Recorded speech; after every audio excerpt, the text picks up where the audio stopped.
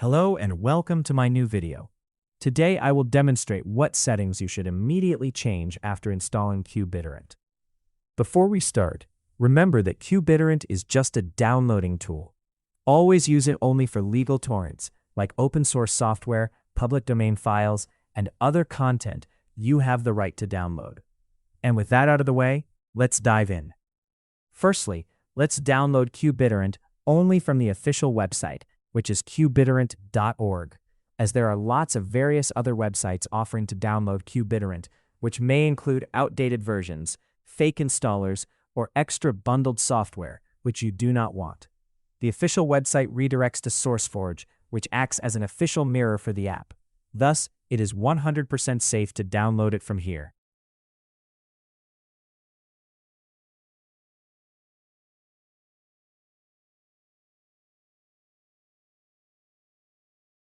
Okay, the installation has finished. Let's launch the program and start setting it up. In order to access the Settings menu, go to the Tools tab and click on Options.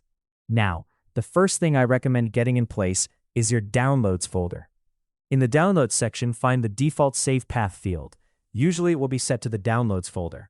What I recommend doing is creating a separate Torrents folder to keep your regular downloads separate from the torrent downloads. Also, feel free to set any other folder you find convenient for yourself. For example, you can even select the desktop. I personally like to keep everything organized. Also, make sure to set up a separate folder for unfinished downloads too. This is very useful because unfinished files will be separated from completed downloads.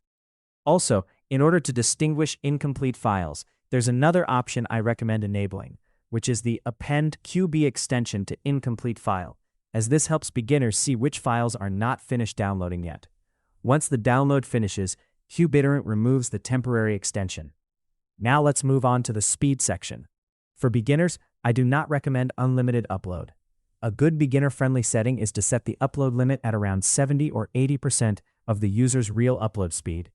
For example, if the internet upload speed is 20 megabits per second, which equals about 2.5 megabytes per second, then enter something in between 1500 and 2000 kilobytes. For download, beginners can usually leave it unlimited unless qBittorrent slows down the whole internet connection. While we're here, I also recommend adjusting the alternative speed limits. This is like an eco mode for qBittorrent. When you need your internet for something else, just enable alternative speed limits using this button, and the downloads as well as uploads will be limited to your set speed, so the majority of your internet speed could be used for something else you prioritize at a particular time.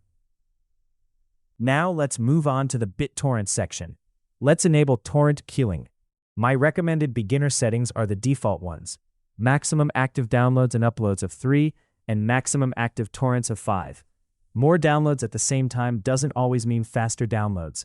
For most beginners, 3 active downloads is much better. Now scroll down until you find the seeding limits. For beginner home users, I recommend setting up the ratio limit of 1. This means the user uploads roughly the same amount they downloaded. Then qBittorrent can stop seeding automatically. Now the last thing I recommend changing is the visible columns on the main window. For beginners, I recommend leaving on these columns and then arranging them to fit in nicely.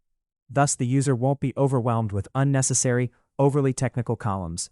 To do this, simply right-mouse click on any part of the columns and just select or deselect the columns. And while I'm doing this, let me quickly explain some meanings behind them. Seeds are the people who already have the full file, and peers are the people downloading or sharing parts of the file. More seeds usually means better download speed. 0 seeds usually means the torrent may not download. If your torrent is stuck, don't immediately blame qBittorrent. First check the number of seeds. If there are no seeders, there may simply be nobody sharing the full file. The ratio column displays the proportion of how much you downloaded and uploaded. So if the ratio is below 1, then it means you downloaded more than you shared. This is generally frowned upon. A ratio of 1 means you have given back exactly as much as you took. This is considered the bare minimum standard for good torrent etiquette. And if the ratio is over 1, you have uploaded more than you downloaded. I recommend not being a so-called leecher and always uploading at least the same amount. Other columns I think are self-explanatory, and that's it. With these settings, qBittorrent should be much easier to use, especially if you're just getting started. Just remember to use torrents legally and download only files you have permission to access. That's why I recommend watching my next video, where I demonstrate top websites to download legal files. Make sure to like this video if you enjoyed it, and don't forget to subscribe for more content like this.